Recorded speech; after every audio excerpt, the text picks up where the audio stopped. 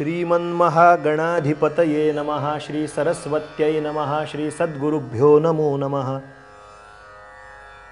मालाकमण्डलुरधः करपद्मयुग्मे मध्यस्थपाणियुगुले डमरु त्रिशूले यस्यस्त ऊर्ध्वकरयोः शुभशङ्खचक्रे वन्दे तमत्रिवरदं भुजषट्कयुक्तं काषायवस्त्रं करदण्डधारिणं कमण्डलुं पद्मकरेण शङ्खं चक्रं गदाभूषितभूषणाढ्यं श्रीपादराजं शरणं प्रपद्ये। अवधूतचिंतन श्री गुरुदेव दत्त श्रीपाद श्रीवल्लभ श्रीमंद्रसिंह सरस्वती स्वामी महाराज की जय। श्रीमद वासुदेवानंद सरस्वती स्वामी महाराज की जय। श्री गुरुदेव दत्त दत्त दत्त। मंडळी नमस्कार। शिवचिदंबर महास्वामीजींचं अलौकिक असं चरित्र, त्यांचा जन्म होण्यापूर्वी त्यांच्या वडिलांकडनं महादेवांनी साधना कशी करून घेतली, ती जागा तयार व्हावी यासाठी किती मोठे प्रयत्न केलेत की ज्या ठिकाणी दत्तावतारी महान दत्तावतारी शिवस्वरूप असलेले शिवचिदंबर स्वामी जन्माला येणार, तर ते वडील किती अधिकाराचे आहेत हे तरी त्यांच्या चरित्राख्यानातून जाता जाता ऐकूया। किती श्रवणीय असलेली ही गोष्ट आहे। भगवान काशी विश्वनाथांनी स्वतः बोध केलाय की तू परत परत जा। हे गुरूंच्या कडून जेव्हा कळलं तेव्हा हे मुरगोडकडे यायला परत निघाले, कर्नाटकाकडे। गुरूंच्याकडनं मिळालेली ही आज्ञा शिरसावंद्य मानून मुरगोडला परत आले। घरातल्या लोकांना किती आनंद झाला असेल, त्याला पारावारच शिल्लक राहिला नाही।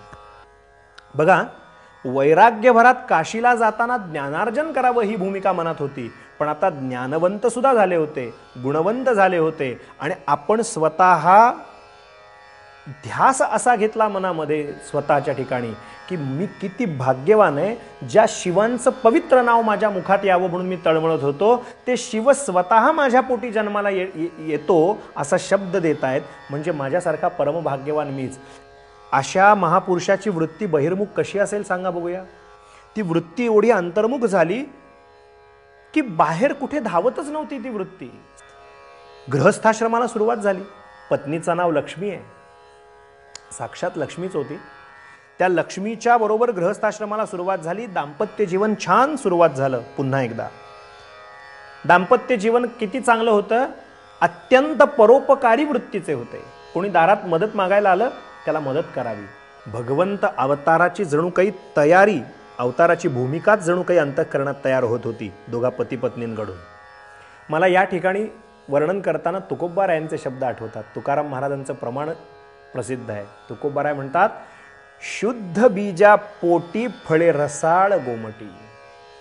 जर शुद्ध बीज असेल ना तरच फळे रसाळ गोमटी। कडू जिरं पेरलं तर अमृत नाही येणार वरती। तुम्ही जे पेराल तेच उगवतं, जे पेरले ते उगवते म्हणतात या न्यायाने। वर्तमान काळामध्ये संतती आपल्याला व्हावी असं जर वाटत असेल तर त्याचं जे प्रयोजन आहे, का व्हावी, मला माझ्या पोटी मुलगा का जन्माला यावा, माझ्या पोटी मुलगी का जन्माला यावी असं का वाटावं, तर त्याचं प्रयोजन काहीतरी डोक्यात असलं पाहिजे। हे जे आहेत यांचं प्रयोजन पक्क आहे की माझ्या पोटी एक शिवावतारी प्रत्यक्ष शिवावतार घेणार आहे, तर मी कसं वागलं पाहिजे, माझी मनोभूमिका कशी असली पाहिजे, माझी देहबोली कशी असली पाहिजे, माझी मानसिक वृत्ती कशी असली पाहिजे, या पती पत्नींनी जणू काही अभ्यासच तो केला होता। किती मोठं प्रयोजन आहे की माझ्या पोटी शिव जन्माला येणार आहेत, तर मी शिवस्वरूपच वागलं पाहिजे, मी त्यांना योग्य असंच माझा आचार विचार असला पाहिजे। सज्जन हो, मार्तंडांनी मनात विचार केला। गुरु महाराजांनी काशीतून निघताना आपल्याला सांगितलंय, नुसते शिव पोटी येतील असं धरून चालू नको, त्यासाठी तुला स्वतःची पुण्याई आणखीन वाढवावी लागेल, तपानुष्ठानं तुला करावी लागतील। हे गुरूंचे शब्द मार्तंड दीक्षितांच्या कानामध्ये होते। काय केलं हो यांनी? मी काल आपल्याला बोललो त्यांनी कशी पुरश्चरणं केली, कशी तपानुष्ठानं केली, उद्या सांगतो। तेणेप्रमाणे आज सांगणं हे माझं कामच आहे। कशी तपश्चर्या केली? मार्तंड दीक्षितांनी तपानुष्ठानं करण्याचा संकल्प केला, सोमयाग करण्याचा संकल्प केला, तो सोमयाग पूर्ण केला। मग मुरगोडच्या जवळच आत घनदाट अरण्यामध्ये सुगोल नावाचं क्षेत्र होतं। त्या क्षेत्रामध्ये त्यांनी सोमनाथाचं मंदिर आहे, त्या सोमनाथाच्या मंदिरामध्ये गायत्री पुरश्चरणाला सुरुवात केली। गायत्री पुरश्चरण हे अतिशय उपासना मार्गातलं श्रेष्ठतम असं आहे बरं का। 1,00,000 गायत्री म्हणजे 1,25,000 गायत्री त्याला अतिशय लघु पुरस्चरण या स्वरूपात म्हणतात. 24 लाखाच्या गायत्री जप हे महापुरस्चरण शास्त्रानं सांगून ठेवलं आहे. किमान तितकं नाही करता आलं तर किमान लाखभर तरी जप गायत्री मातेचा गायत्री मंत्राचा जप करावा, ते निष्ठापूर्वक करावा. त्याचे जे आचार विचार मुद्रा सांगितलेत, न्यास सांगितले, त्या पद्धतीनं ते सगळं करून नीट तपानुष्ठान म्हणून ते गायत्री पुरस्चरण करावं असं शास्त्रानं केलेली आज्ञा त्याप्रमाणे करावं असं शास्त्राज्ञा आहे. त्या पद्धतीला धरून सर्व काही नियमांना धरून त्यांनी त्या सोमनाथाच्या मंदिरामध्ये त्या सुगोल नावाच्या सुंदर अशा क्षेत्रामध्ये गायत्री पुरस्चरणाला सुरुवात केली. किती पुरस्चरणं केली? 3 पुरस्चरणं केली. आणि 3 पुरस्चरणं केली आणि सोमनाथांच्या चरणी झालेली सेवा अर्पण पण केली. आपल्याकडे ही फार चांगली पद्धत आहे बघा. आपण कर्म करतो पण आपल्या ठिकाणचा कर्मातला अहंकार नष्ट व्हावा म्हणून आपल्या सनातन वैदिक हिंदू धर्मामध्ये छोट्याशा श्लोकातून खूप मोठा असा आशय असलेला, गर्भितार्थ असलेला असा श्लोक आहे. आपण सगळी पूजा अर्चा, आपण मोठमोठे यज्ञयागादी कर्म करतो पण शेवटी म्हणतो कायेन वाचा मनसेंद्रियर्वा बुद्ध्यात्मना वा प्रकृती स्वभावात करोमि यद्यत सकलम परस्मै नारायणायेति समर्पयेत तत्.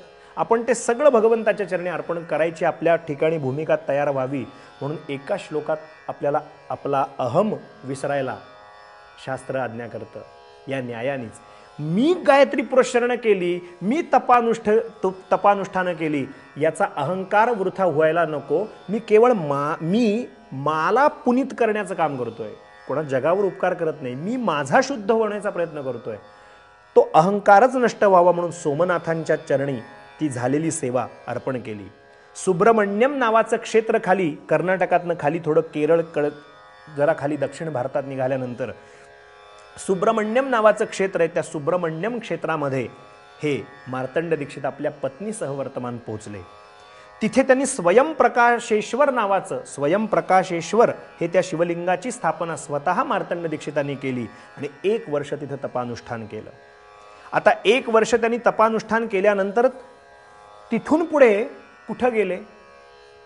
मार्तंड दीक्षित तिथून पुढे कुठं गेले तर मार्तंड दीक्षित मार्तंड नावाचे एक क्षेत्र आहे, त्या मार्तंड नावाच्या क्षेत्रामध्ये गेले आणि तिथे जाऊन त्यांनी विधिवत पूजा अर्चा करून 1 गायत्री पुरस्चरण तिथेही केलं. आता यानंतर त्यांचा प्रवास कसा झाला आणि चिदंबरांचं त्यांच्या जीवनात आगमन कसं झालं उद्याच्या चरित्राख्यानात मी आपल्याला सांगतो. आज इथेच वाणीला विराम देऊ. अवधूत चिंतन श्री गुरुदेव दत्त दत्त दत्त.